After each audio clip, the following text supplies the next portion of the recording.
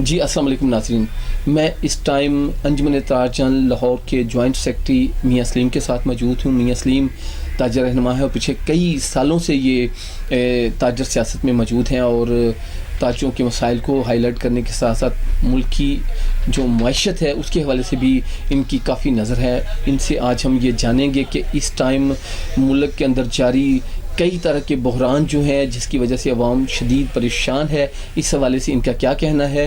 یہ بھی بتائیں گے کہ اس ٹائم جو گورنمنٹ ہے اس کا سٹانس کیا ہے اس بحران سے نمٹنے کے لیے، جس میں عوام بھی مبتلا ہے اور جو گورنمنٹ ہے وہ خود بھی ایک بڑے چیلنج سے اس کو سامنا کر رہی ہے۔ جی السلام علیکم میاں صاحب۔ وعلیکم السلام۔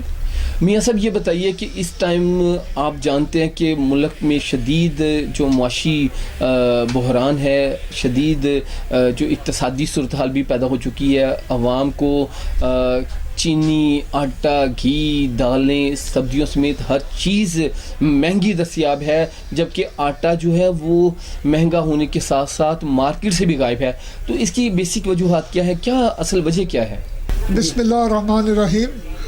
عادل صاحب، آپ کا سوال بالکل ٹھیک ہے، اس میں کوئی شک نہیں ہے کہ ملک میں کھانے پینے والی اشیاء کے ریٹ عروج پر ہیں اور نہ ملنے کی بھی بہت زیادہ کمپلینٹس ہیں۔ میں تھوڑا سا آپ کو پیچھے لے کے جاؤں گا۔ دیکھیں، یہ 2 سال پہلے پاکستان کی جو پوزیشن تھی وہ بینک کرپٹ ہونے کے نزدیک تھا۔ پاکستان گرے لسٹ میں شامل ہو چکا تھا۔ پاکستان کو کوئی قرضہ دینے کو تیار نہیں تھا۔ پاکستان کی مالی پوزیشن اتنی کمزور تھی کہ ہمارے پاس ملکی ذخائر نہ ہونے کے برابر تھے۔ آج 2 سال بعد پاکستان گرے لسٹ سے نکلنے جا رہا ہے۔ پاکستان بلیک لسٹ ہونے کے نزدیک تھا، اب وہ چھاپ ہم سے اتر چکی ہے۔ پاکستان ایک دہشت گرد ملک ڈکلیئر ہو چکا تھا، جو کہ اس کی بھی چھاپ اب اتر چکی ہے۔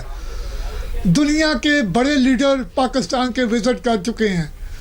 دنیا کی بڑی انویسٹمنٹ کمپنیاں پاکستان میں اپنی انویسٹمنٹ لا رہی ہیں۔ اب کہنے کا مطلب یہ ہے کہ جب یہ ساری چیزیں اپوزیشن نے دیکھی کہ پاکستان تو اسٹیبل ہو رہا ہے، یہ تو اپنے پاؤں کے اوپر کھڑا ہو رہا ہے، تو تمام جو پاکستان مخالف قوتیں تھیں، وہ اپوزیشن ہے، وہ کوئی بھی ہے، وہ ساری اکٹھی ہو گئی۔ کل جو آپس میں چھتر چھتری تھے، آپس میں لڑائی جھگڑا کرتے تھے، ایک دوسرے کا وہ بال کھینچتے تھے، آج وہ سارے ایک پلیٹ فارم پر اکٹھے ہو گئے ہیں۔ آج ان کو پتہ چل گیا ہے کہ پاکستان آنے والے وقت میں ایشیا کا ٹائگر بننے جا رہا ہے، جو ان کو ہضم نہیں ہو رہا۔ اور اس کی مین وجہ کیا ہے کہ اس ملک کی جو سب سے بڑی اپنے آپ کو پارٹی کہتی تھی، جو پچھلے 5 سال گزار کے گئے ہیں، وہ ہمارے دشمن ملک کی جھولی میں بیٹھ کر، ان کے جو سربراہ ہیں وہ لندن میں بیٹھ کر ایسے غلط بیانات دے رہے ہیں جو پاکستان کے خلاف ہیں اور پاکستان کے ساتھ دشمنی کا موجب۔ میاں صاحب، آپ کا کہنے کا مطلب پھر یہ ہوا نا کہ گورنمنٹ جو ہے اس کا اداروں کے اوپر کنٹرول نہیں ہے، پھر یہ آپ یہ کہنا چاہتے ہیں؟ عادل صاحب، میں اس سے متفق نہیں ہوں۔ اس کی وجہ یہ ہے کہ حکومت اگر ناکام ہوتی، حکومت اگر کمزور ہوتی، یا حکومت کے کنٹرول میں معاملات نہ ہوتے، تو پاکستان آج پوری دنیا میں اس وقت ڈھنکے کی چوٹ پر کھڑا ہے۔ پاکستان کی خارجہ پالیسی پوری دنیا نے مانی ہے۔ آج آپ 5 سال کی پچھلی جو حکومت گزار کے گئی ہے، اس کی خارجہ پالیسی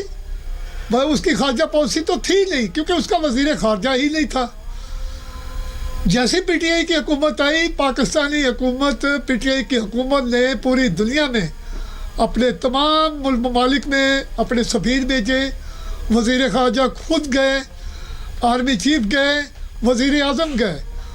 انہوں نے پاکستان، اسلام اور دہشت گردی کو علیحدہ علیحدہ روٹ میپ دکھائے۔ یہ دہشت گردی ہے، یہ پاکستان ہے، یہ اسلام ہے۔ جبکہ اس سے پہلے پاکستان کو دہشت گردی کا گڑھ کہا جاتا تھا۔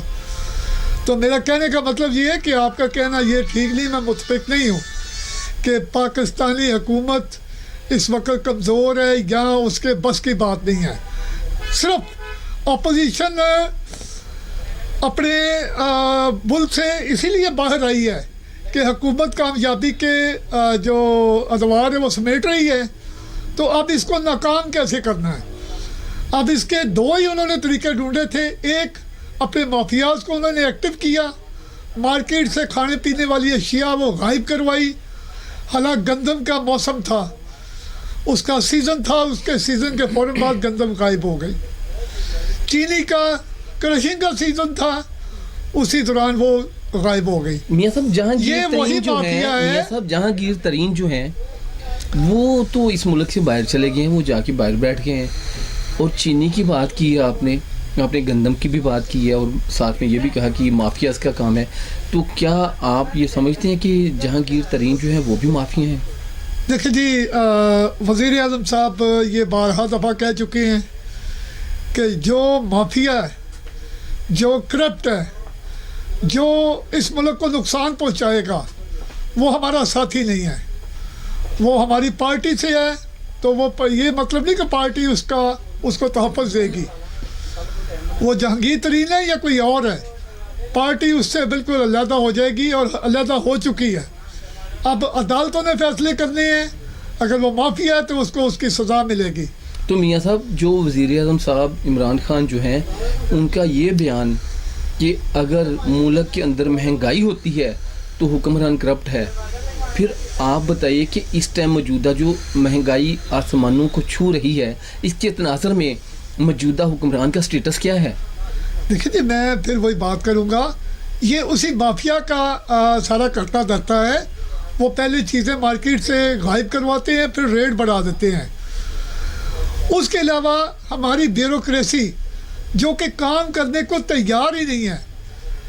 काम, अब प्राइस कंट्रोल कमेटी का क्या काम है मार्केटों में? एक तो खाने पीने वाली अशिया, उसकी सप्लाई वो बेहतर रखी जा सके, और दूसरे नंबर पे रोज़ाना की बुनियाद पर रेट चेक किए जाएं, मंडी से लेके एक आम छोटी दुकानदार तक। लेकिन प्राइस कंट्रोल कमेटी कहीं नज़र नहीं आती। जी मियां साहब, यही तो मैंने आपसे पूछा था कि क्या गवर्नमेंट की गिरफ्त जो है अदारों के ऊपर कमज़ोर है? देखिए जी, मसला ये है कि ब्यूरोक्रेसी पहले दिन से काम करने को तरजीह दे ही नहीं रही। वो काम करना नहीं चाहती। उसकी वजह क्या है? एक कि वो पिछली हुकूमत के रोड मैप पर चल रही है, वो अपनी जेबें भर रही थी। इस हुकूमत ने सख्ती की तो उन्होंने सब ने हाथों खड़े कर लिए।